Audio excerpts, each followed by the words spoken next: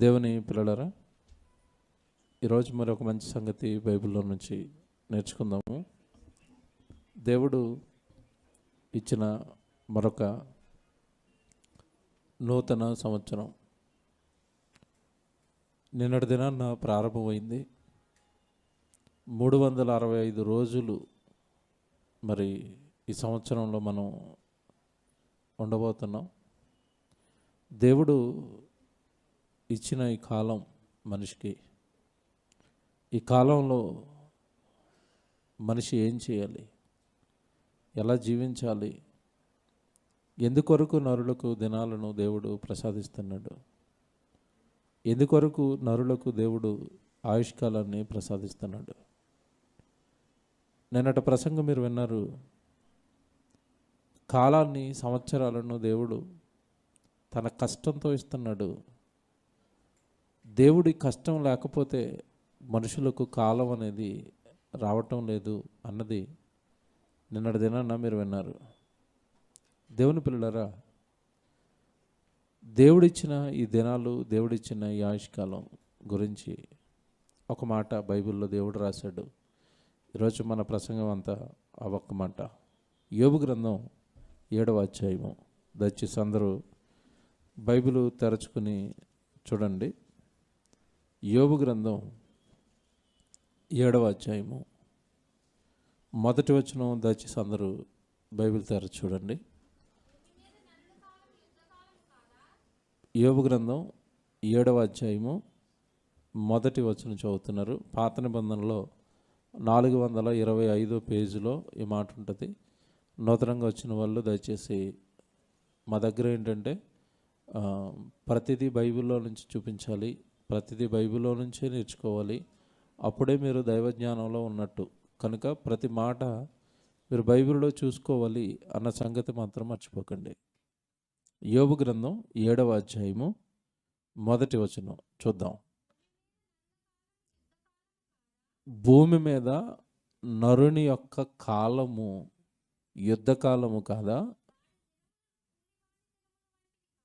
వానికి ఇవ్వబడిన దినములు కూలివాని దినముల వంటివి కావా? ఏమండి, జాగ్రత్తగా విందాం. దేవుడి మాట మనిషి జీవితానికి చాలా అవసరం అండి. ఈరోజు మనిషి దేవుడికి దూరమై, దేవుడి వాక్యానికి దూరమై, దేవుడి యొక్క మనసుకు దూరమై బ్రతకడానికి గల కారణం, దేవుడు భూమి మీద ఇస్తున్న దినాల వెనుక, వస్తున్న కాలం వెనుక ఇస్తున్న దేవుడి ఆలోచనలు ఎరగకపోవటం వల్లనే మనుషులు దేవుడికి దూరంగా జీవిస్తున్నారు, మనుషులు దేవుడికి దూరంగా బ్రతుకుతున్నారు. దేవుడు కాలం గురించి మాట్లాడుతున్నాడు. భూమి మీద నరుని కాలము అన్నాడు. చూడండి, భూమి మీద నరుని కాలము అన్నాడు. ఆ కాలాన్ని గంటలలో, నిమిషాలలో, దినాలలో, వారాలలో, నెలలలో, సంవత్సరాలలో లెక్క పెట్టుకుంటున్నారు. భూమి మీద నరుడికి ఇవ్వబడిన కాలం ఏదైతే ఉందో ఆ కాలము యుద్ధ కాలము కాదా అన్నాడు. జాగ్రత్తగా వినాలి. దేవుడు భూమి మీద నరుడికి కాలాన్ని ఇచ్చింది అంట. దేని కొరకంట? యుద్ధకాలము కాదా అన్నట్టు. అంటే నరుడు ఏం చేయడానికి ఇచ్చాడంట? ఏం చేయడానికి చెప్పండి? అందరి బైబిల్లోనే ఉందా? రైట్. ఏ యుద్ధానికి వెళ్దాం చెప్పండి. ఏ యుద్ధానికి వెళ్ళడానికి ఇచ్చాడు? ఏ యుద్ధం చేయాలి? భూమి మీద నరుని కాలము ఏ కాలం అంట? యుద్ధకాలం. బైబిల్లో దేవుడు చెప్పాడు. సో ఏం యుద్ధం చేద్దాం? ఇప్పుడు ఏ యుద్ధం గురించి రాయించుంటాడో ఆలోచించండి. యుద్ధాల గురించి మీకు తెలుసు కదండి. రాజులు జరిగించిన యుద్ధాలు, చక్రవర్తులు జరిగించిన యుద్ధాలు, రాష్ట్రం పైన రాష్ట్రం జరిగిస్తున్న యుద్ధాలు, దేశం పైన దేశం జరిగిస్తున్న యుద్ధాలు, భౌతిక యుద్ధాలు, భౌతిక దాడులు, రాజ్యకాంక్ష, అధికార కాంక్ష, పదవీ కాంక్ష, లేదంటే ఆస్తుల కాంక్షతో ఈరోజు యుద్ధాలు జరుగుతున్నాయి. ఏ యుద్ధం జరిగినా దాని వెనకాల ఇవే ఉంటాయి కారణాలు. ఏ ఫైటింగ్ జరిగినా అక్కడ ఇదే ఉంటుంది కారణం. ఏ గొడవ జరిగినా కారణం అక్కడ అదే ఉంటుంది ఖచ్చితంగా. ఎవరి మధ్యలో గొడవ జరిగినా అధికార పిచ్చి, డబ్బు పిచ్చి, లేదంటే ఏదో ఆశతోనో గొడవలు జరుగుతాయి. యుద్ధాలన్నీ ఈరోజు సమాజంలో జరుగుతున్న యుద్ధాలన్నీ కూడా ఇటు గురించి జరుగుతున్నాయి. దేవుడు ఇక్కడ మాట్లాడుతూ భూమి మీద నరుడికి ఇవ్వబడిన కాలం ఏదైతే ఉందో అది యుద్ధకాలం అన్నాడు. కింద వెంటనే అంటున్నాడు, వాని దినములు కూలివాని దినముల వంటివి అనేసాడు. పైనేమో యుద్ధం అన్నాడు, కిందేమో కూలివాని దినాలు అన్నాడు. దేవుని పిల్లలరా, దేవుడు ఎప్పుడూ కూడా వాక్యాన్ని మన కళ్ళ ముందు జరుగుతున్న సన్నివేశాలు, సందర్భాలు, వాటిలో నుంచి జ్ఞానం నేర్పించాలని ఆశపడేది దేవుడి తత్వం అండి.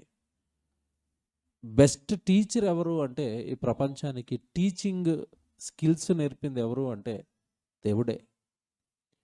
పిల్లలకి మీరు స్కూల్కి పంపించినప్పుడు వాడికి అమ్మ తెలుసు కానీ ఆ తెలీదు. అందుకే ఆ రాయించడానికి ఎవరి బొమ్మను చూపిస్తారు? అమ్మ అంటారు. వాడికి అమ్మ అంటాడు తప్ప ఆ అనే అక్షరం తెలీదు. కనుక అమ్మను చూపించి ఏ అక్షరం రాస్తారు? ఆ.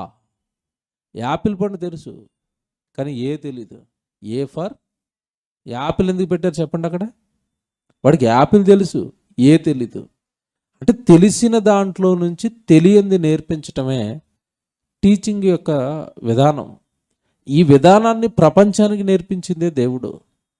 ఎందుకు చెప్తున్నాను అంటే భూమి మీద నీకు ఇవ్వబడిన కాలం ఏదైతే ఉందో నాయనా ఒకసారి యుద్ధం చూడు అన్నాడు. యుద్ధం ఎలా జరుగుతుందో చూడు అన్నాడు. యుద్ధాలు ఎలా జరుగుతాయో నీకు తెలుసు కదా అన్నాడు. అలాంటి కాలం నేను నీకు ఇచ్చిన కాలం అన్నాడు. బాగా వినాలి. భూమి మీద నరుని కాలము యుద్ధ కాలము కాదా అన్నాడు. అంటే యుద్ధంలో ఒక వ్యక్తి తన కాలాన్ని ఎలా గడుపుతున్నాడో భూమి మీద నరుడు తన కాలాన్ని అలా గడపాలి అంటున్నాడు. యుద్ధం చేసేటప్పుడు ఎలా గడుపుతారు మీరు చెప్పండి? యుద్ధం చేసేటప్పుడు కాలం ఎలా ఉంటుంది? వాడి ఆలోచనలన్నీ దేని మీద ఉంటాయి చెప్పండి? యుద్ధం మీద. ఇంటి దగ్గర ఉన్న భార్య మీద కానీ, భర్త మీద కానీ, పిల్లల మీద కానీ, ఆ యుద్ధంలో పాల్గొంటున్న వాళ్ళకి ఏమైనా ఉంటాయా? ఉండవండి. యుద్ధం జరిగించేటప్పుడు ఎంత స్ట్రిక్ట్గా ఉంటాడో దేవుడి కొరకు ఇవ్వబడిన కాలం విషయంలో కూడా నువ్వు అంతే స్ట్రిక్ట్గా ఉండాలి. నీ కాలం ఏదైతే ఉందో అది దేవుడి కొరకు నువ్వు యుద్ధం చేసే కాలం అన్నాడు. యుద్ధ రంగంలో దిగాలి అన్నప్పుడు యుద్ధానికి ముందుగానే ట్రైనింగ్ ఇస్తారు. అలాగే దేవుడు తన కొరకు బ్రతకడానికి ముందుగానే వాక్యం చెప్పాడు. నా దగ్గరికైనా ఎవరైనా వస్తున్నారా? చాలా జాగ్రత్తగా నా దగ్గరికి రండి. వచ్చిన తర్వాత వెనుదిరుగుతానంటే మాత్రం కుదరదు. అంతే కదండి. యేసుప్రభువు చెప్పిన స్ట్రిక్ట్ వార్నింగ్స్ మీకు తెలుసు కదా. నా దగ్గరకు వస్తున్న వాళ్ళ గురించి ఏమంటే మేము అదే బోధ చేస్తామండి. ఎవరిని బతిమాలు రండి, బతిమాలి పని చేయండి, బతిమాలి మీరు దేవుడి దగ్గర ఎవరిని బతిమాలమండి. కారణం ఏంటంటే బతిమాలి ఇవ్వాల్సిన అవసరత లేదు. మీరు దేవుడు పని చేయండి బాబు బతిమాలడాలు ఏం లేవు. చేస్తే అది నీ ఆత్మకు రక్షణ, నీకు పరలోకం వస్తుంది. నువ్వు ఏవేవో కారణాలు చెప్పి దూరంగా ఉంటానంటే అది నీ కర్మ. బతిమాలడాలు ఏమి ఉండవు. కారణం ఏంటంటే భూమి మీద నరుడికి ఇవ్వబడిన కాలం ఏదైతే ఉందో అది నువ్వు దేవుడి కొరకు యుద్ధం చేసే కాలం. యుద్ధ వాతావరణంతో యుద్ధమై ఎలాగైతే జరిగిస్తారో అంత స్ట్రిక్ట్గా అంత క్రమంగా నీకు దేవుడు పనిచేసే కాలం అది. ఆ కాలాన్ని నువ్వు వృధా చేసుకోవటం దేవుడు నీకు పూర్తిగా అర్థం కాకపోవటం. మీరు ఇక్కడ చేయి పెట్టండి.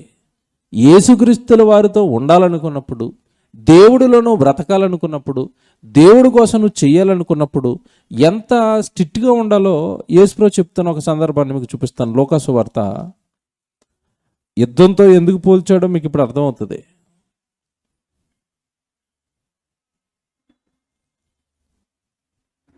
పద్నాలుగో అధ్యాయం చూద్దామండి. లూకా సువార్త 14వ అధ్యాయము 25వ వచనం ఒకసారి చూడండి. లూకా సువార్త 14వ అధ్యాయము 25వ వచనం జాగ్రత్తగా చూడండి బైబిల్లో.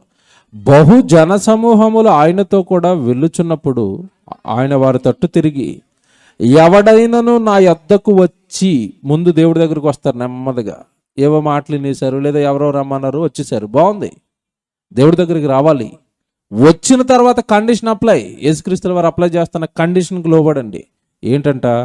ఎవడైనను నా యొద్దకు వచ్చి తన తండ్రిని, తల్లిని, భార్యను, పిల్లలను, అన్నదమ్ములను, అక్క చెల్లెండ్రను, చివరికి తన ప్రాణమును సహా ద్వేషింపకుంటే వాడు నాకు పాత్రుడు కానేరడు. అండర్లైన్ చేయండి.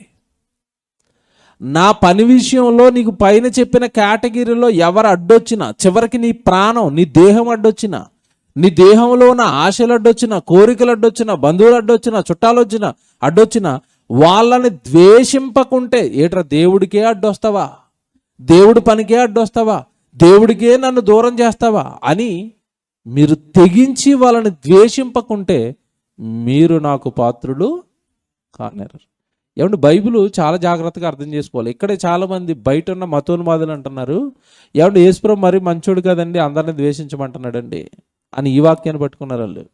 నిజంగా కొంతమంది కొత్తగా నూతనంగా ఉంటున్న వారు కూడా అదేంటంటే యేసుప్రభు అందరిని ద్వేషించమంటున్నాడు, ఎప్పుడు ద్వేషించమంటున్నాడు, ఎప్పుడు ద్వేషించమంటున్నాడు, ఎప్పుడు దూరం పెట్టమంటున్నాడు, ఎప్పుడు వదులుకోమంటున్నాడు, ఎప్పుడు దేవుడి పనికి వాళ్ళు అడ్డొస్తున్నప్పుడు, దేవుడికి నిన్ను వాళ్ళు దూరం చేస్తున్నప్పుడు.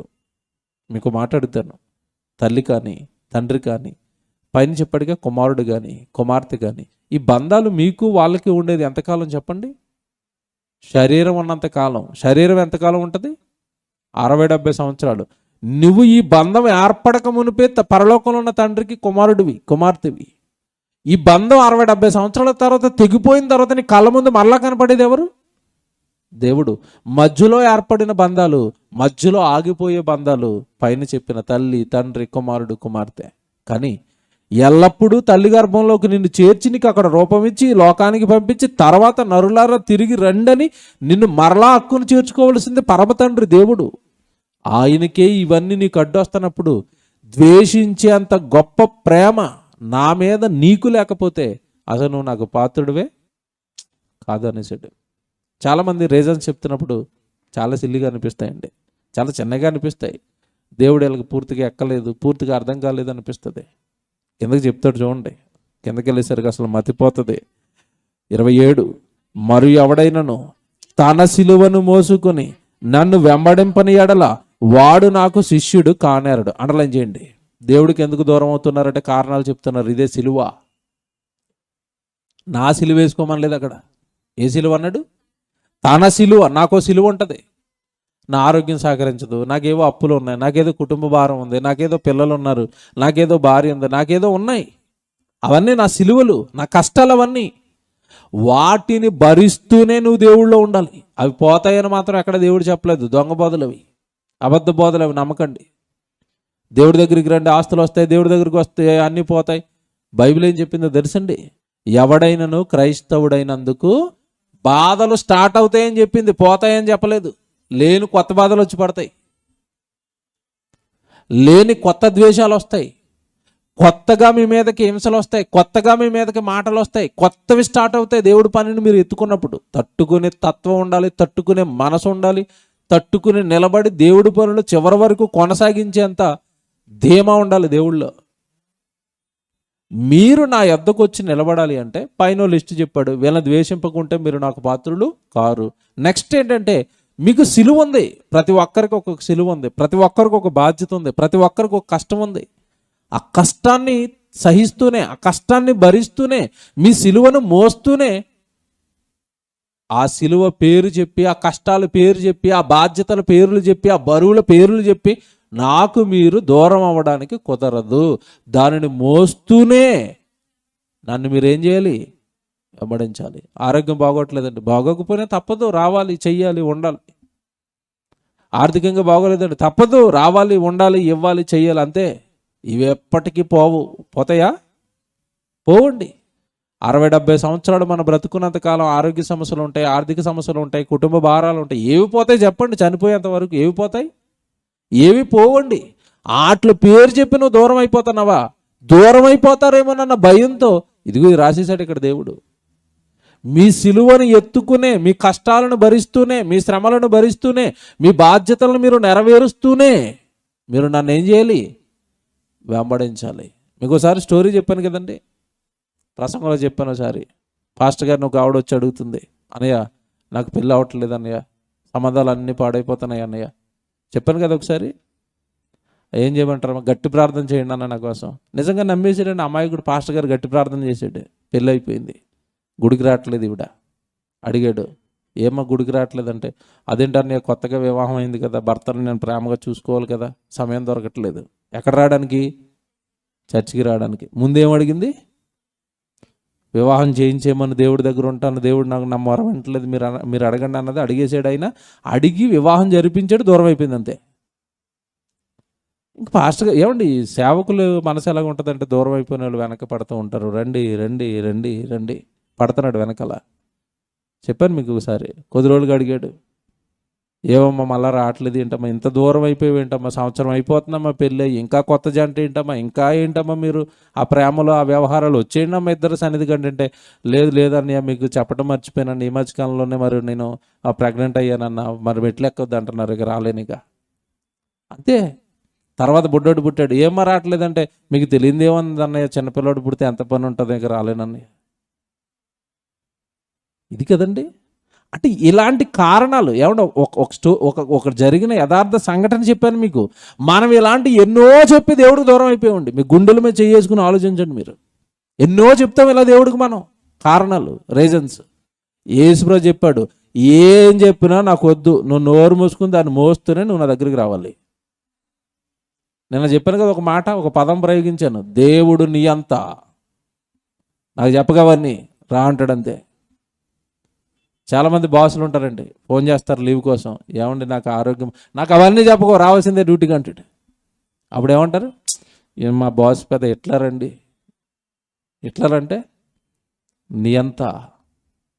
దేవుడు కూడా అలాంటివాడేనండి. నీ కారణాలు నాకు చెప్పుకో, నీ బాధలు నాకు చెప్పుకో, నీ కష్టాలు నాకు చెప్పుకో.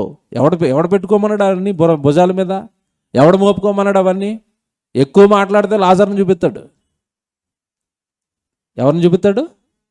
మీకో మాట్లాడుతున్నాను, లాజర్ కంటే నా పరిస్థితి చాలా దారుణంగా ఉందండి, చేయలేపండి ఒకరు చెప్తారండి. ఇప్పుడు కారణాలు చెప్తారు ఎవరైనా? తినడానికి తిండి లేదు, ఉండడానికి ఇల్లు లేదు, ఒంటి మీద ఆరోగ్యం లేదు. ఏమండి, కుక్కలు వచ్చి కురుపులు నాగుతున్న దేవుడు స్తోత్రం, దేవుడు పని అంటున్నాడు. మీకు ఇంకా లిస్టులో ఎవరైనా ఉంటే అప్పుడు చెప్పండి నాకు కారణాలు అంటాడు. ఇంకేం చెప్తాడు? నోరు మూసుకుని ఉండటమే, దేవుడి దగ్గర దొరికిపోవటమే. కనుక మీవేమి నాకు చెప్పకండి. అదే ఇక్కడ మాట చదవండి ఇప్పుడు 27. మరియు ఎవడైనను తన సిలువ నా సిలువ కాదు, గుడ్ ఫ్రైడేకి చెక్క సిలువలు వేసుకుని తిరక్కండి, నా సిలువ వేసుకోకండి. మెడలో ప్లాస్టిక్ మాలేసి ప్లాస్టిక్ సిలువ వేసుకుని తిరక్కండి, నాకేసిన సిలువ వేసుకోకండి.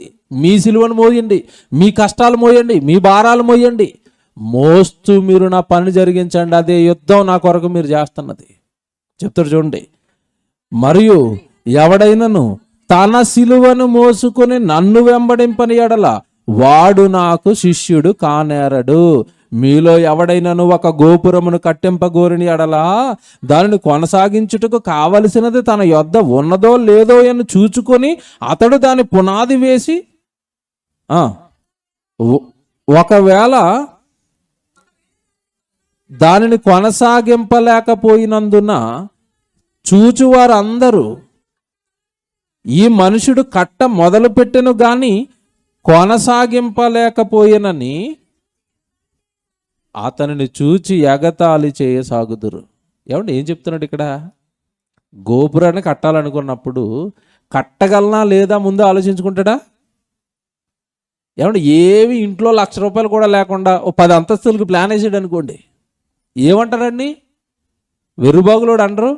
ఒకవేళ ఈడు ఆశ కొలిది 10 అంతస్తులకు ప్లాన్ వేసేసిన వీడి దగ్గర ₹1,00,000 కూడా లేదు, అప్పో చేసి మొత్తం మీద బేస్మెంట్ వేస్తాడు, ఇంకా మరి అప్పు చేస్తే ఫ్లోర్ వేస్తాడండి. ప్లాన్ దేనికి వేసాడు? 10 అంతస్తులు. పక్కన పెద్ద ఫోటో పెట్టేసాడు అనుకోండి, 10 అంతలు బిల్డింగ్ కట్టబోతానని. ఆ రోడ్ను వచ్చిపోయేవాడు ఏమంటారు చెప్పండి? వీడు ఎవడైనా ఒక ఫ్లోర్ కట్టుకుంటాడు, చిన్నది కట్టుకుంటాడు. 10 ఫ్లోర్లకి ప్లాన్ వేసాడు, పునాదుల దగ్గర ఆపేసాడు. నవ్వుకోరా? దేవుడు అదే చెప్తున్నాడు, నువ్వు దేవుడి కోసం చేయగలనంటే రా, నువ్వు దేవుడి కోసం బ్రతకగలనంటేనే దేవుడి దగ్గరికి రా, లేకపోతే వద్దు. నా దగ్గరికి రావద్దు, నాకు మాట ఇవ్వద్దు. నీకేమంటే బాప్తిసం అప్పుడు మనం అందరం మాటలు ఇచ్చాం, నీ కొరకు బ్రతుకుతాను దేవా, నీ కొరకు వస్తాను దేవా. వద్దు, ముందే చూసుకోండి. నా దగ్గరికి రావాలనుకున్న వాళ్ళు కష్టాలు ఉంటాయి, కన్నీళ్ళు ఉంటాయి, బాధలు ఉంటాయి, ఎన్నో సమస్యలు ఉంటాయి. అన్నిటిలోనూ నిలబడి నా పని చేస్తానంటే రండి. దుబాయ్లో ఉన్న బుర్జ్ ఖలీఫా మీకు తెలుసు కదండి, 162 అంతస్తుల భవనం. విచిత్రం ఏంటంటే ముందు అది కట్టడానికి ప్రారంభించింది వేరే వాళ్ళు. వాడు సగం కట్టి ఆపేసాడు, డబ్బులు లేక, డబ్బులు అయిపోయి. ఆ తర్వాత ఈ దుబాయ్ షేక్లు అండ్ బుర్జ్ ఖలీఫా అతను దాన్ని టేక్ ఓవర్ చేసుకుని తర్వాత అతను దాన్ని నిర్మాణం పూర్తి చేసి ఆ బిల్డింగ్ తన పేరు పెట్టేసుకున్నాడు, బుర్జ్ ఖలీఫాని. దేవుడు అదే చెప్తున్నాడు, నా దగ్గరకు వచ్చేటప్పుడే చూసుకోండి నిలబడగలనా లేదా, వెంబడించగలనా లేదా. నాకు ఏదైనా సమస్య వస్తే, ఎవరి విషయంలో అయినా బంధువుల నుంచి సమస్య వస్తే విడిచిపెట్టి దేవుడి కొరకు ముందుకెళ్ళేంత ధైర్యం నాకు ఉందా లేదా. ముందన్ని కాలిక్యులేషన్స్ వేసుకున్న నా దగ్గరికి రండి. నన్ను వెంబడింపగోరిని ఎడలంటాడు. పైన చదవండి. ఇప్పుడు మీకు ఇది ఎక్కడ ప్రారంభమైంది? 26 దగ్గర, ఎవడైనాను నా యొద్దకు వచ్చి ఏమంటే పైన ఇంకా చూడండి, బహు జన సమూహములు ఆయనతో కూడా వెళుచున్నప్పుడు ఆయన వారి తట్టు తిరిగి, నా దగ్గరికి వస్తున్నారు కదా, ఒక కండిషన్ అని మొదలుపెట్టాడు. ఇది వస్తున్న జన సమూహాలతో. దేవుని పిల్లలరా, దేవుడి కొరకు నిలబడతాం, దేవుడి కొరకు ఉంటాం అని మాటలు ఇవ్వటం ఈజీ అండి, కానీ చివరి వరకు దేవుడి కొరకు నిలబడటం చాలా కష్టం. ఎన్నో శ్రమలు, ఎన్నో శోధనలు, ఎన్నో వెంటాడతాయి, ఎన్నో సమస్యలు వస్తాయి. ధీటుగా నిలబడి ఎదుర్కొని దేవుడు పనిలో కొనసాగిన వాడు గొప్పవాడు. కారణాలు నాకు వద్దే వద్దు దేవుడు, నీ సమస్యలు నాకు చెప్పొద్దు దేవుడు. ఇంకొక ఉదాహరణ చెప్తాడు చూడండి, కిందకి వెళ్ళేసరికి ఇంకొక ఉదాహరణ చెప్తాడు. 30 వచనం, 30 అయిపోయింది కదా, 31. మరియు ఎవడైనను మరి ఒక రాజుతో యుద్ధము చేయబోనప్పుడు తన మీదకి 20,000 మందితో వచ్చువానిని 10,000 మందితో ఎదిరింపగల శక్తి తనకు కలదో లేదో అని కూర్చుండి మొదట ఆలోచింపడా. చూసారా, యుద్ధానికి వెళ్ళాలనుకున్నప్పుడు అవతల నుంచి ఎవడొస్తున్నాడు? రాజు వస్తున్నాడు. వాడి సైన్యం ఎంత? 20,000 మంది. మన దగ్గర ఎంత సైన్యం? 10,000 మంది. సో యుద్ధం అవ్వదు, సరెండర్ అయిపోవాడు దగ్గరికి వెళ్ళి. లేదంటే ఆడు వచ్చి యుద్ధానికి నిలబడతానంటే 10,000 మందిని వేసాడు, నిన్ను కూడా వేసి వెళ్ళిపోతాడు. యుద్ధానికి వెళ్ళాలనుకున్నప్పుడు ముందు చూసుకుంటారు కదా, శక్తి ఉందో లేదో చూసుకుంటారు కదా. మీరు ఎందుకు నా విషయంలో అలా ఉండటం లేదు? దేవుడండి, ఎదురింప శక్తి కలదో లేదో అని కూర్చుండి మొదట ఆలోచింపడా. శక్తి లేని ఎడల అతడు ఇంకను దూరముగా ఉన్నప్పుడే రాయబారమును పంపి సమాధానం చేసుకొని చూచును కదా. ఆ ప్రకారమే చూడండి, ఇప్పుడు చెప్తున్నాడు 33లో, ఆ ప్రకారమే మీలో తనకు కలిగినదంతయు విడిచిపెట్టని వాడు నా శిష్యుడు. వేసాడండి. మీకు కలిగినదంతా, అది చుట్టాల, బంధువుల, సమస్యల, ఏమిటి ఆస్తుల, పాస్తుల, నీ ఉద్యోగాల, నీ వ్యాపారాల, ఏవి నిన్ను బాగా దేవుడికి దూరం చేస్తున్నాయి చూసుకో. వాటిని విడిచిపెట్టకపోతే నా శిష్యుడు నువ్వు కాలేవు. దేవుని పిల్లలారా, ఎన్ని మాటలండి బైబిల్. విడిచిపెట్టండి. ఎందుకు? తినడానికి తిండి, కట్టుకోవడానికి బట్టలు, ఉండడానికి గృహం, ఏమంటే చక్కని పిల్లలు, చాలు, ఎనఫ్. దేవుడి పనిలో ఉండండి. బైబిల్ బోధండి, ఇది స్వచ్ఛమైన బైబిల్ బోధ. కనుక ఇది ఈరోజు భూమి మీద మనిషి జరిగిస్తున్న జీవన పోరాటం. ఈ జీవన పోరాటంలో ఎవరు నిలబడతారు? ఈ జీవన పోరాటంలో ఒక పక్క మన శ్రమలు, మన కష్టాలు, మన కన్నీళ్ళు, మన భారాలు మోస్తూనే దేవుడి కోసం నిలబడగలిగినంత శక్తి ఎవరికి ఉంది? కనుక అదే చెప్తున్నాడు అక్కడ యోబు గ్రంథం 7వ అధ్యాయం 1వ వచనంలో, భూమి మీద నరుల కాలము యుద్ధ కాలం లాంటిది. శ్రమలు, కష్టాలు, కన్నీళ్ళు, దీనిలో ఉంటూనే దేవుడి కొరకు నిలబడవలసిన వాడు నరుడు. కాలం అందుకిచ్చాను, నా పని కొరకు, నా కొరకు బ్రతకడానికి ఇచ్చాను. నిన్ను ఏవేవో సమస్యలు చుట్టేస్తున్నాయి నాయన, ఏవేవో నా నుంచి నిన్ను దూరం చేసేస్తున్నాయి నాయన. జాగ్రత్త, చూసుకో. నాలో నిలబడుతున్నావా, పడిపోతున్నావా? ముందే చూసుకోమని చెప్పాను, చూసుకోకుండా వచ్చేసావు. పోను పర్వాలేదు, వాక్యంతో బలపడుతున్నావా? బలపడి నిలబడడానికి ఏమైనా ట్రై చేస్తున్నావా? బలపడి నిలబడి దేవుడి కొరకు గొప్ప కార్యాలు చేయడానికి ఏమైనా నీ మనసు ముందుకు వస్తుందా? నిలబడండి. ఇకపోతేనండి ఇంకో స్టెప్ ముందుకు తీసుకెళ్తాను. ఎందుకు దేవుడు యుద్ధకాలంతో పోల్చాడు నరుడి కాలాన్ని అంటే, అసలు భూమి మీద ఉన్న నరులంతా కూడానండి, మీరు జాగ్రత్తగా వినండి, 2వ స్టెప్ తీసుకెళ్తున్నాను. దేవుడి పక్షాన నిలబడి అపవాది మీద యుద్ధం చేయడానికి దేవుడి జన్మించాడు. అంతేనా? యవ్వన కాలమందు పుట్టిన కుమారులు బలవంతుని చేతిలోని బాణాలు. బాణం ఎక్కడ వేస్తారు చెప్పండి? బాణాలు ఎక్కడ ప్రయోగిస్తారు? బాణాలు ఎప్పుడు వేస్తారు చెప్పండి? పోనీ యుద్ధం జరిగినప్పుడే కదా. ఇప్పుడు దేవుడు కూడా ఏం జరిగిస్తున్నాడు భూమి మీద అంటే యుద్ధం. ఆ యుద్ధంలో నువ్వు ఎలా మారిపోవాలంట? బాణంగా మారిపోవాలి. అంబుల పొదిలోని ఒక అంబుగా నువ్వు మారిపోవాలని దేవుడు కోరుకున్నాడు. ఎవరి మీద అండి యుద్ధం అంటారా? ఎఫ్సి పత్రిక మీరు చూడండి. ఎఫ్సి పత్రిక 6వ అధ్యాయము 10వ వచనం చూడండి. దేవుడు తన పిల్లలతో జరిగించాలనుకున్న యుద్ధం అండి భూమి మీద ఇది. ఎఫ్సి పత్రిక 6వ అధ్యాయము 10వ వచనం చూడండి. ఎఫ్సి పత్రిక 6వ అధ్యాయము 10వ వచనం. తుదకు ప్రభు యొక్క మహాశక్తిని బట్టి ఆయన యందు బలవంతులై ఉండండి. దేవుని యందు బలవంతులై ఉండండి. లోకంలో కాదు, లోక సంబంధమైన విషయాలలో బలాన్ని కోరుకోవట్లేదు దేవుడు నీ విషయంలో. ఆయన యందు బలం ఉందా? వాక్య బలం ఉందా? ప్రార్థన చేయగలవా? పాట పాడగలవా? దేవుడి గురించి ఎవరికైనా చెప్పగలవా? ఒక అబద్ధపు బోధని ముందుకు వస్తే ఇది అబద్ధం బైబిల్ ప్రకారం అని అవతల వాడికి నిజం చెప్పేటంత బలం ఉందా? దేవుడిలో ఏ బలం ఉందండి మనకు చెప్పండి? ఆయన యందు బలవంతులై ఉండండి అని చెప్తున్నాడు దేవుడు అక్కడ. ఇది అబద్ధం అండి, బోధ అబద్ధం అండి, ఇది తప్పండి. పొద్దున్న ఒక తమ్ముడు నాకు ఒక వీడియో పంపించాడు. ప్రతిరోజు నుండి ఆ సంఘం నుంచి వీడియోలు వస్తున్నాయి, వింటున్నాడు, బాగుంటున్నాయి కదండి. ఈరోజు ఒక వీడియో వచ్చింది, మన ప్రసంగాలు ఇప్పుడిప్పుడు వింటున్నాడు అండి తమ్ముడు. అది నాకు ఫార్వర్డ్ చేసి, అన్న ఇది కరెక్టేనా అని నన్ను అడుగుతున్నాడు. ఏముందో తెలుసండి అందులో? స్టార్టింగ్లో బాగున్నాయండి, 2-3 మాటలు బాగా చెప్పాడు. దేవుడు మిమ్మల్ని రక్షిస్తాడు, దేవుడు మిమ్మల్ని దీవించబోతున్నాడు, ఈ కొత్త సంవత్సరంలో దేవుడు మిమ్మల్ని రక్షించబోతున్నాడు అన్నాడు. అనేసి కిందకి వెళ్ళేసరికి మధ్యలో ఏం వేశాడంటే, రక్షకుడు మీ యొద్దకు వచ్చుచున్నాడు ఈరోజు వాక్యంతో అన్నాడు. అనేసి కిందకి వెళ్ళేసరికి అన్నాడు, రక్షకుడు ఒక్కడే, రక్షకుడు ఇద్దరు కాదు అన్నాడు. ఇదేంటి కొత్తగా మధ్యలో ఇలాగెత్తుకున్నాడని నేను ఆలోచిస్తుంటే, యెషయా గ్రంథం 44వ అధ్యాయంలో అక్కడ యెహోవా చెప్తున్నాడు, తండ్రి అయిన దేవుడు ఇశ్రాయేలుతో చెప్తున్నాడు, మీ రక్షకుడిని నేనే అన్నాడు కదా. బాగా వినండి. ఎక్కడ పాత నిబంధనలో ఇశ్రాయేలుతో అంతా మాట్లాడినప్పుడు యెహోవా తండ్రి వాళ్ళతో ఏం చెప్తాడు? మీ రక్షకుడిని నేనే, మీ రక్షకుడిని నేనే, మీ రక్షకుడిని నేనే అని చెప్పాడు కదా.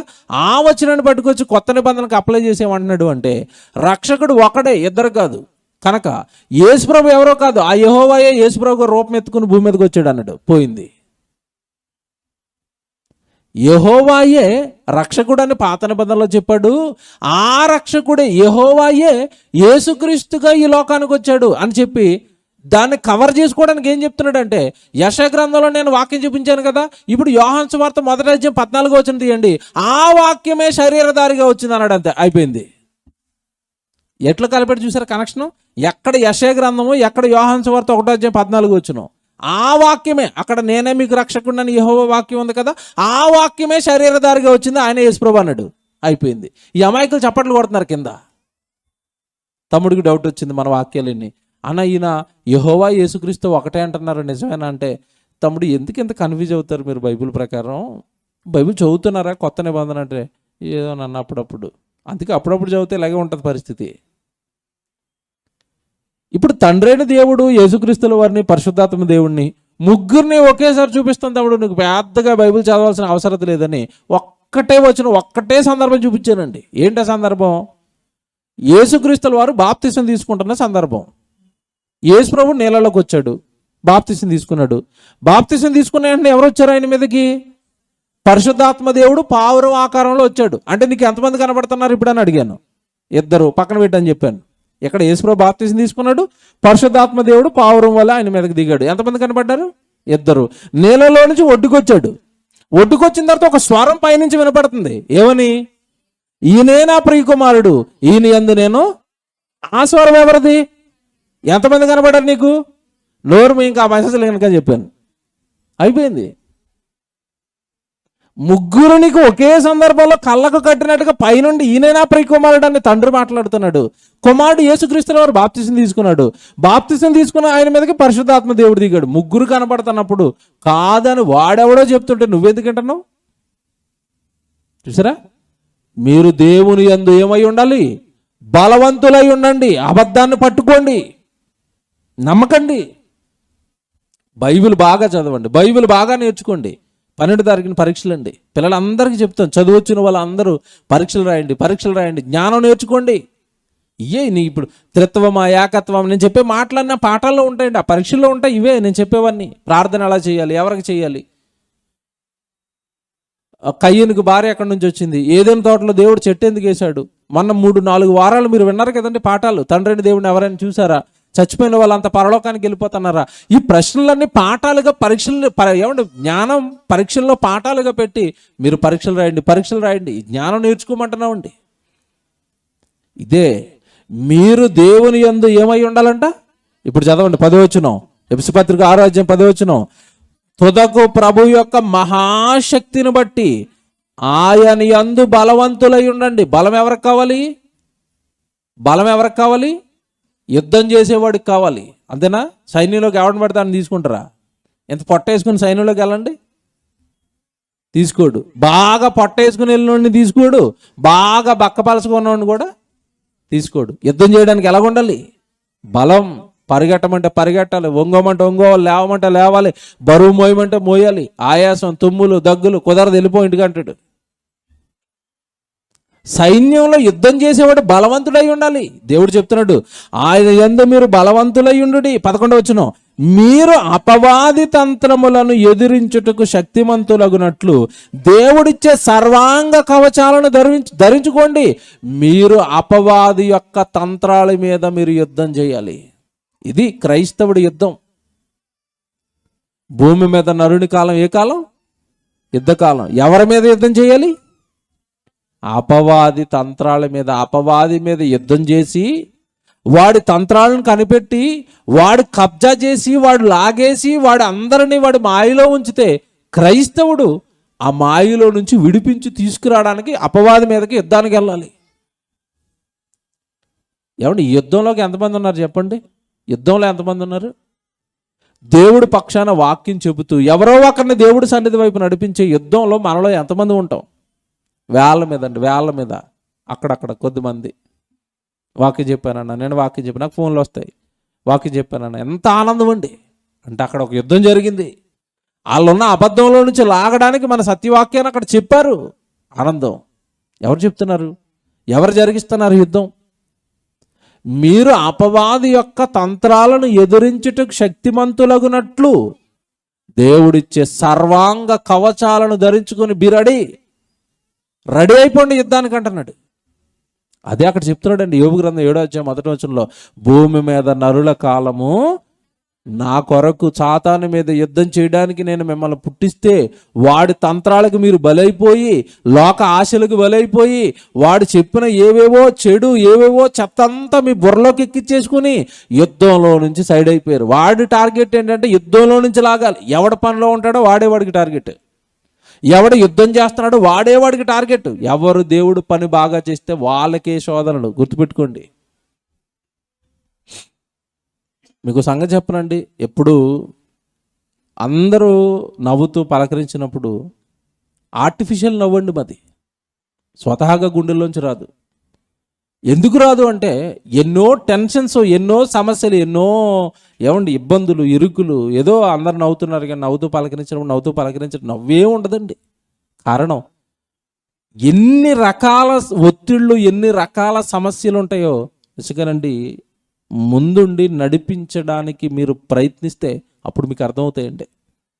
ఒక సంఘాన్ని ఒక 60, 30 లేదంటే 40, ఒక 20 కుటుంబాలను ముందుండి నడిపించడం, దేవుళ్ళు నడిపించడం అంటే అక్కడి నుంచి వస్తున్న ఇన్పుట్లు, ఏవేవో సమస్యలు, ఏవేవో గొడవలు, ఏవేవో విభేదాలు, ఏవేవో శత్రుత్వాలు, ఇవన్నీ గుండెలను తాకుతున్నప్పుడు అండి ఒక పక్క తాకుతూ ఉంటాయి. ఒక పక్క వాక్యం, ఓ పక్క దేవుడు, ఓ పక్క దేవుడు పని, ఒక పక్క పర్సనల్ కుటుంబం, ఓ పక్క ఆరోగ్య సమస్యలు, ఓ పక్క ఎన్నో ఆర్థిక, వీటన్నిటిని తట్టుకుని గుండెని అలా నిబ్బరంగా పెట్టుకుని ఆర్టిఫిషియల్ నవ్వంతే, నవ్వు రాదు.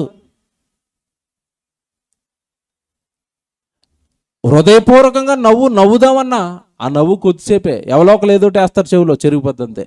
ఉండదండి అది. గుండెల నిండా గాయాలు, గుండెల నిండా బరువు, గుండెల నిండా బాధ్యతలు, అలా జరుగుతుంది. మీరు ముందుంటే ఇవన్నీ అర్థమవుతాయండి. పై పైన ఉంటే ఏమండి ఎన్నైనా అనొచ్చండి పైన ఉన్న వాళ్ళు, కానీ మోసేవాడికి బరువు అనేది తెలుస్తుంది. సంఘం మీకు చాలాసార్లు చెప్పాను, ఎత్తుకున్న తర్వాత అర్థమైందండి. మన మధ్యకాలంలో కెమెరా పాడైపోయింది, లైవ్లో వెళ్ళట్లేదు ఒక 4 రోజుల నుంచి. వాళ్ళు అక్కడ లైవ్లో ఇప్పుడు మీరు ఇక్కడ వింటున్నది ఏమంటే సుమారు ఒక 80 మంది 100 మంది 90 మంది ఒకటి కూర్చుంటామండి. మనం లైవ్లో మీరు చూడండి, ఒక లింక్ మనం పెట్టేసరికి ఒక 2 రోజులు అయ్యేసరికి 200 మంది 300 మంది వాక్యం వింటారు. వాళ్ళందరూ మెసేజ్లే, అన్న లైవ్ రావట్లేదేంటి. ఏం చెప్పాలి వాళ్ళకి? మా దగ్గర డబ్బులు లేవని చెప్పనా, మా కెమెరా పాడైపోయిందని చెప్పనా, ఏం చెప్పనండి? కొంతమందికి ఉంది అది. నా చుట్టూ ఉండి నా వెన్నంటుండి ఆ మెసేజ్లు చూస్తారు.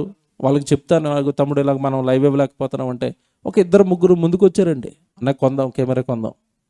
ఆదినారాయణ గారి కుటుంబం అండి, వాళ్ళు 30,000 అప్పు చేసండి. తర్వాత తమ్ముడు ఆనంద్ 15,000 తెచ్చారండి. ఆ 45,000 ఈఎంఐ కట్టి ఆ కొత్త కెమెరా తెచ్చాం. మళ్ళీ ఒత్తిడితో నలిగిపోతున్నప్పుడు అంటే దాన్ని షేర్ చేసుకోవడానికి కొద్దిమంది ఉంటే వాళ్ళ అందులోకి వస్తుంటే ఆనందం వేరండి. పని వచ్చారు కొంతమంది, ఎత్తుకున్నారు ఆ బరువుని, ఎత్తుకున్నారు ఆ లోడుని. అక్కడ వాళ్ళ విషయం, వాళ్ళకి వాక్యం అందట్లేదు.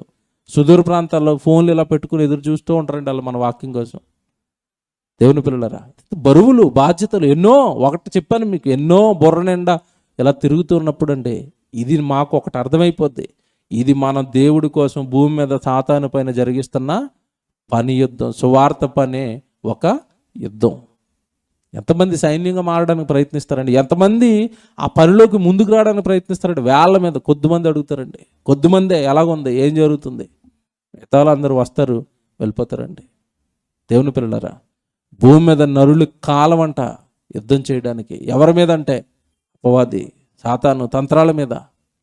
యుద్ధంలో ఉన్నవాడికి ఏం ఆనందం ఉంటుంది చెప్పండి? చేతిలో గన్న, వెనకాల బుల్లెట్లు, షూలు, ఏమన్నాడు డ్రెస్, ఒంటి నిండా ఉన్నప్పుడు వాడికి ఏం హ్యాపీ ఉంటుంది?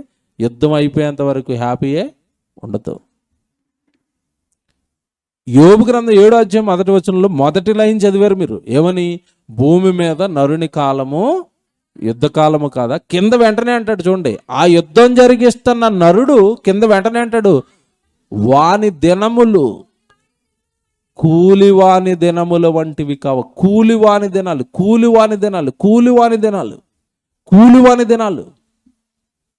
ఏమంటే కూలివాని దినాలంటే మీకు ఏమర్థమైంది చెప్పండి? రోజు కూలి పనికి వెళ్ళే వాళ్ళని ఎవరైనా చూసారా? మీరు రోడ్ల మీద అడ్డాలను ఉంటాయి చూడండి, అడ్డాల మీదకి వెళ్ళేసరికి వాళ్ళు ఎలా నుంచి ఉంటారంటే పొద్దున్నే ఎర్లీ మార్నింగ్ అండి, చక్కగా భోజనం వండేసుకుని పాపం వచ్చి రోడ్డు మీద నుంచి ఉంటారు గుంపులుగా. ఏ బండి వచ్చినా సరే పరిగెత్తుకుని వెళ్ళిపోతారండి. సార్ మాకు పని ఇస్తారా? ఉదయం మొదలుకొని సాయంత్రం వరకు పని దొరికేంత వరకు అండి అడ్డా మీద అలాగే కూర్చొని ఉంటారండి పాపం. వాళ్ళు ఏం కావాలి? వాళ్ళకి పని కావాలి, పని లేదు.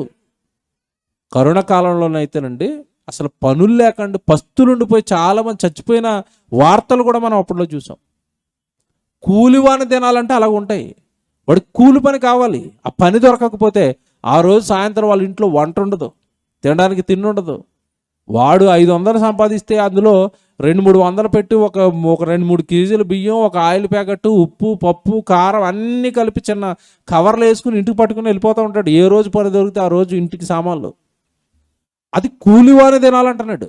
అలాంటి దౌర్భాగ్యమైన స్థితి నిజంగానండి. ఇక్కడ కూర్చొని మనకైతే దేవుడు అంత దీన స్థితిలో అయితే మనల్ని పెట్టలేదు. చక్కగా ఉన్నాం అందరం, కాస్త తింటున్నాం, ఉంటున్నాం. అలాంటి వాని దినాలు చూపించి అందులో నుంచి నువ్వు నేర్చుకోవాల్సింది ఒకటి ఉందంటున్నాడు. ఏమి నేర్చుకోవాలంట? భూమి మీద నీకు ఇవ్వబడిన కాలం కూడా కూలివాని దినముల వంటిది అన్నాడు. అంటే వాడు పని కొరకు ఎంత తాపత్రయపడుతున్నాడో, నాకు పనివ్వండి అని వాడు ఉదయాన్నే లేచిపోయి పరుగులు ఎలా పడుతున్నాడో, నువ్వు నా పని విషయంలో కూడా అంతే శ్రద్ధతో ఉండాలి అన్నాడు దేవుడు. కూలివాడు ఎలాగైతే పని చేసుకుని కూలిని సమకూర్చుకుంటున్నాడో, నా పనిని నువ్వు భూమి మీద జరిగించి కూలివాడు కూలి సమకూర్చుకున్నట్టుగా నువ్వు నీ జీవితంలో నా పనిని జరిగించి నువ్వు కూలి సమకూర్చుకోవాలి. పనిలోకి రావాలి, పని చేయాలి. ఏ రోజు పనికి నువ్వు డొమ్మా కొడితే ఆ రోజు దేవుడి వలన నీకు అందాల్సిన జీతం పోయింది. ఇంకో విషయం చెప్పనండి, అసలు టాప్ సీక్రెట్ ఏంటంటే, నేను నీకేదైతే పనిని నియమించానో నువ్వు పుట్టక మునుపు, రేపు చెప్తానండి వచ్చేవారం ఆ పాఠం, నేను భూమి మీదకు నువ్వు రాకమునిపే నేను నీకే పనినైతే సిద్ధం చేశానో ఆ పనిని నువ్వు భూమి మీద నువ్వు పూర్తి చేస్తేనే నీకు విశ్రాంతి అని చెప్పాడు. అదే మీరు వాక్యపట్నం చదువుకున్నారు. 14వ అధ్యాయం యోబు గ్రంథం 5-6 వచనాలు చూడండి. యోబు గ్రంథం 14వ అధ్యాయము ఏమంటే 5వ వచనం. నరుల ఆయుష్కాలమునకు పరిమితి కలదు, వారి నెలలు సంఖ్య నీకు తెలిసే ఉన్నది. ఏమంటే ఆయుష్కాలం అంటున్నాడు, నెలలు అంటున్నాడు. చూడండి, మనకి ఎంత కాలం ఇవ్వబడిందో, ఎన్ని నెలలు ఇవ్వబడినాయో దేవుడికి ముందే తెలుసంట. ఏమంటే ఎంత బాగా చెప్తున్నాడు చూడండి. నరుల ఆయుష్కాలమునకు పరిమితి. పరిమితి అంటే అర్థం చెప్పండి. లిమిట్. నీ ఆయుష్కాలానికి లిమిట్ ఉంది. ఆ లిమిట్ దాటి ఒక్క సెకండ్ కూడా నువ్వు భూమి మీద ఉండవు. ఒక్క సెకండ్ కూడా నీ వాళ్ళు పెంచలేరు, నీ డబ్బు పెంచలేదు, నీ అధికారం పెంచలేదు, నీ ఆస్తి పెంచలేదు. ఏవి నీకు ఇవ్వబడిన ఆయుష్కాలాన్ని సెకండ్ కూడా ఏది పెంచలేదు. కారణం, దానికి లిమిట్. ఆయుష్కాలాన్ని నియమించింది ఎవరు? దేవుడేనండి. ఈ తెలుగు చాలామంది ఏం మాట్లాడుకుంటారంటే, చిన్న కుర్రాడు చచ్చిపోయాడు అనుకోండి, ఏమనంటే మాయదారు దేవుడు అప్పుడే తీసుకుపోయాడు. నీకేం బాధ? ఆయన తీసుకుపోతే ఆయనే పుట్టించాడు, ఆయనే తీసుకున్నాడు, మధ్యలో నీకేంటి బాధ? మన మధ్యకాలం ఒక ఆయన మాట్లాడుతున్నాడండి, చిన్నపిల్లలు ఎందుకు చచ్చిపోతున్నారో చెప్పండి, అప్పుడు నేను దేవుడు ఉన్నాడని నమ్ముతాను అంటున్నాడు. దేవుడు అంటూ ఉంటే చిన్నపిల్లలు ఎందుకు చచ్చిపోతారు? చూసారా ప్రశ్న ఎలాగుందో? ఇది పక్కనట్టండి, మీరు సమాధానాలు చెప్తారా నాకు అన్నాడు. అన్నీ చెప్తాను ఆయన అన్నాడు. నా రెండో ప్రశ్న అన్నాడు. రెండో ప్రశ్న చెప్పంటే, ఎందుకు దేవుడు అంటూ ఉంటే ఒకడు కుంటోడుగా ఒకడు గుడ్డోడుగా పుడతాడు, అంగవైకల్యం ఎందుకు పుడుతున్నారు? నా రెండో ప్రశ్న. చూసారా ఎంత తెలివైన వాళ్ళు ఉన్నారు లోకంలో. దేవుడు ఉంటే పసిపిల్లలు ఎందుకు చచ్చిపోతున్నారు? దేవుడు ఉంటే మనుషులకు మరణాలు ఎందుకు వస్తున్నాయి? దేవుడు ఉంటే అంగవైకల్యంతో ఎందుకు పుడుతున్నారు? నేను నా మాట చెప్పానండి అప్పుడు.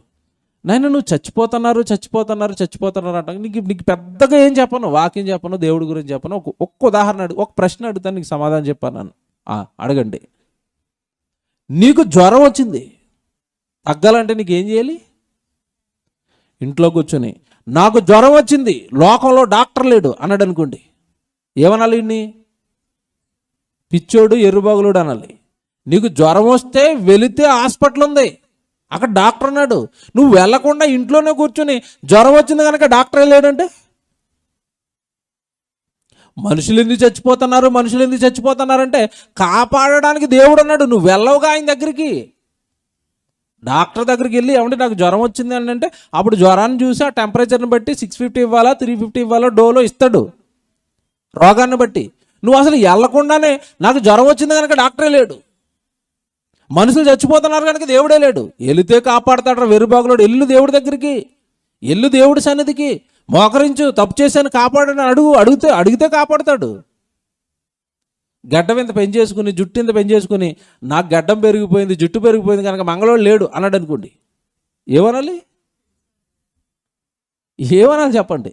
పోరా అక్కడ కటింగ్ షాప్కి వెళ్ళరా, ముందు కట్ చేస్తాడు ఆయన. ఇలాగుంది ఈరోజు మనిషి ఆలోచనలండి. దేవుని పిల్లరా, లిమిట్. దేవుడు ఆయుష్కాలం ఇచ్చాడు, దాన్ని ఎవడో పెంచలేడు. ఆయుష్కాలంలో మనిషి లోకాన్ని విడిచి వెళ్ళిపోతాడు అంతే. కానీ వెళ్ళిపోయే లోపు, చచ్చిపోయే లోపు, నీకు చావు వచ్చే లోపు ఒక పని చెప్తాడు ఇక్కడ. జాగ్రత్త చదవండి వాక్యం. 5వ వచనం. నరుల ఆయుష్కాలములకు పరిమితి కలదు, వారిని నెలల సంఖ్య నీకు తెలిసే ఉన్నది. మించజాలని వైపరమానముని నువ్వు వారికి నియమించి ఉన్నావు. కూలివారి వలె తమకు నియమింపబడిన పనిని అండర్లైన్ చేసుకోండి. ఏం రాశాడండి? కూలివారి వలె తమకు నియమింపబడిన పనిని వారు ముగించు వరకు, నీ పనిని నువ్వు భూమి మీద ముగించేంత వరకు.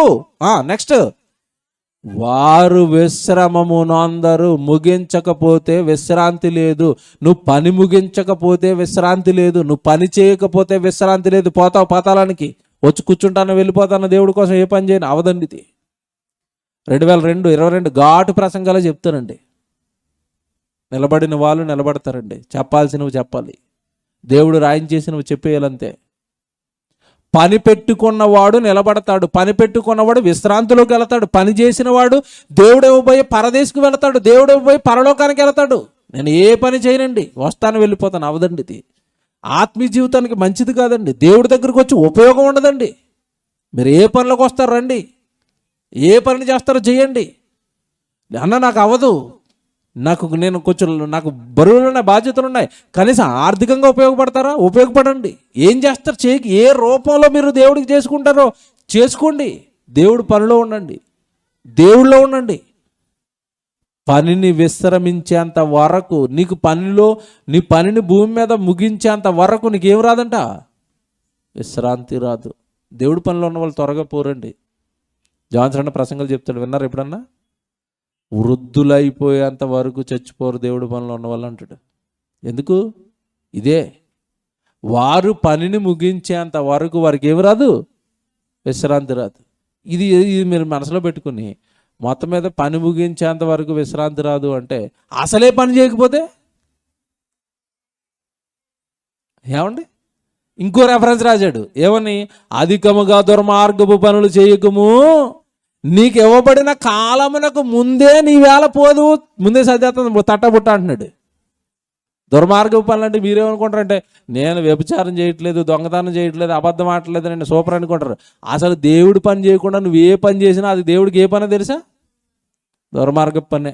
ఇదేట్రా, నా తిండి తింటున్నావు, నా భూమి మీద ఉంటున్నావు, ఆ ఆకాశం నాది, ఆ సూర్యుడు నావాడు, నువ్వు తాగుతున్న నీళ్ళు నావి, నువ్వు తింటున్న తిండి నాది, నువ్వు వాడుకుంటున్న శరీరం నాది, అందులో ఉన్న ఆత్మ నాది, అన్నీ నావే. కానీ నువ్వు నా కోసం ఏ పని చెయ్యవు. మరి ఏ పని అనాలి దాన్ని? దుర్మార్గపు పని. చూస్తారు, అది ప్రసంగి గ్రంథం అండి. 7వ అధ్యాయం చూడండి, 7వ అధ్యాయం అనుకుంటాను, 17వ వచనం 14వ వచనం ఉంటుంది చూడండి. ప్రసంగి గ్రంథం 7వ అధ్యాయము 17వ వచనం. ప్రసంగి గ్రంథం 7వ అధ్యాయం 17వ వచనం అండి. అధికముగా దుర్మార్గపు పనులు చేయకము, బుద్ధిహీనముగా తిరగొద్దు.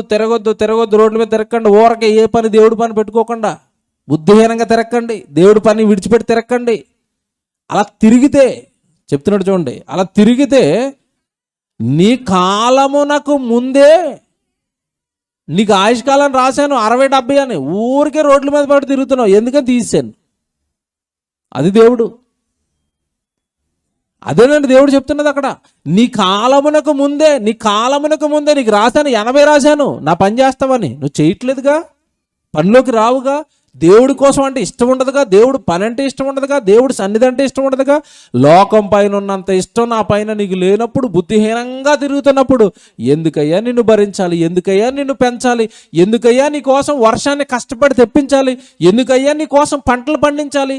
ఎందుకయ్యా నీ కోసం గాలిని పంపించాలి? ఎందుకు నేను నీ కోసం కష్టపడాలి? నువ్వు నా కోసం ఏ పని చేయనప్పుడు.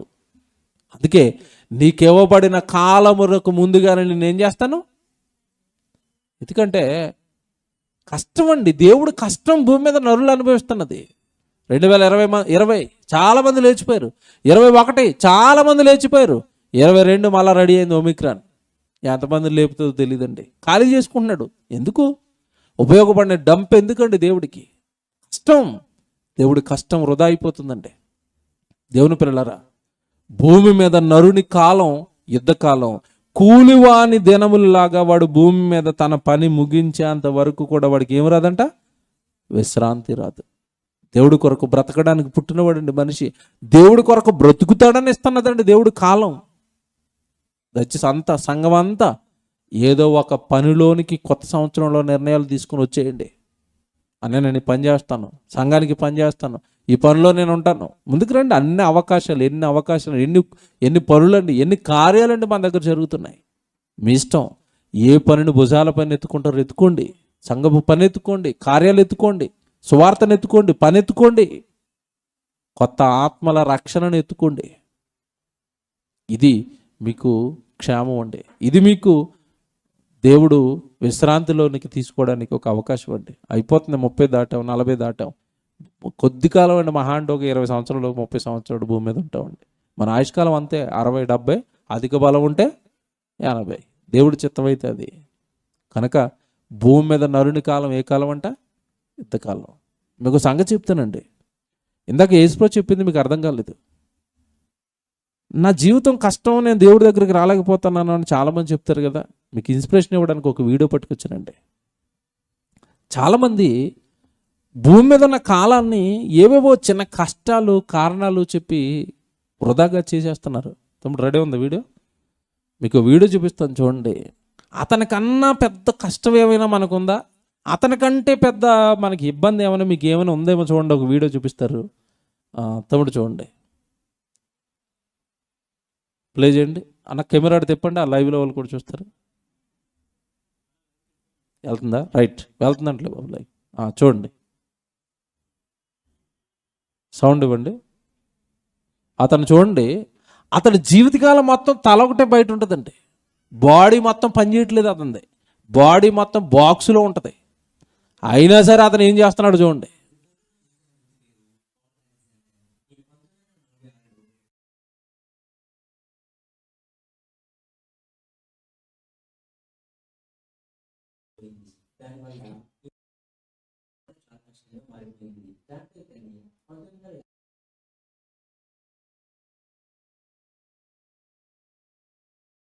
శ్వాసను తేలిగ్గా పీల్చుకోవచ్చు.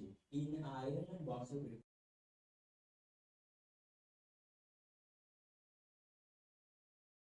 ఐరన్ బాక్స్ లో ఉంటున్నాడు. ఆయన జీవితంపై నిరాశ రాయగలడు. ఒక స్టిక్ సాయంతో కంప్యూటర్ కూడా ఆపరేట్ చేయగలడు.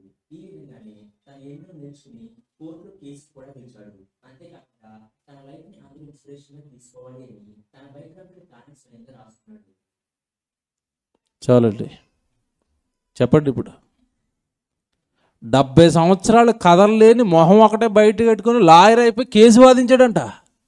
మీరు ఏమండి, దేవుడు పక్షాన్ని ఎంతమందికి వాక్యం చెప్పారు? లాయర్ అయిపోయి కేసు వాదించాడండి. మీకు అన్ని అవయవాలు బాగున్నాయిగా, ఎవరికి చెప్పారు దేవుడి గురించి? ఎవరిని తీసుకొచ్చారు చెప్పండి? ఏం పని చేసాను చెప్పండి దేవుడి కోసం? అసలు నాకు మతిపోయిందండి ఆ వీడియో చూసినప్పుడు. ఏంటి ఇలాంటి వాళ్ళు కూడా ఉంటారా? 70 సంవత్సరాలు తల ఒకటే పని చేస్తున్నా జీవితం మీద ఆశ వదులుకోలేదంట. చిన్న ఇబ్బంది వచ్చేసరికి నిస్పృహ అండి మనలో. చిన్న ఇరుకోసరికి అయిపోయింది నా జీవితం, ఇంకంతే, నేను చచ్చిపడిపోయాను అనుకుంటామండి. చచ్చిపోయిన పావుల్లో అయిపోతామండి మనం. చిన్న చిన్న ఇరుకులకి, చిన్న చిన్న ఇబ్బందులకి, చిన్న చిన్న శోధనలకి, చిన్న చిన్న కష్టాలకి, చిన్న చిన్న మాటలకి, చిన్న చిన్న పంతాలకి అయిపోయింది నా జీవితం. ఇంకా నేను రానికి, నేను చేయనికి అయిపోయింది. ఏమన్నా చూడండి, అతని జీవితాన్ని గ్రూప్లో పెడతానండి. ఇప్పుడు కొద్దిసేపు ఉన్నాక మన వాట్సాప్ గ్రూప్లో పెడతాను. అందరూ బాగా మరొకసారి వినండి. అతని జీవితం ఏం పాఠం నేర్పుతుందండి. నిస్పృహ లేదంట జీవితం మీద. కేసు గెలిచేసినంట, మళ్ళీ తన జీవితాన్ని పుస్తకంగా రాస్తున్నాడంట. ఏంటి తల ఒకటి బయటెట్టి.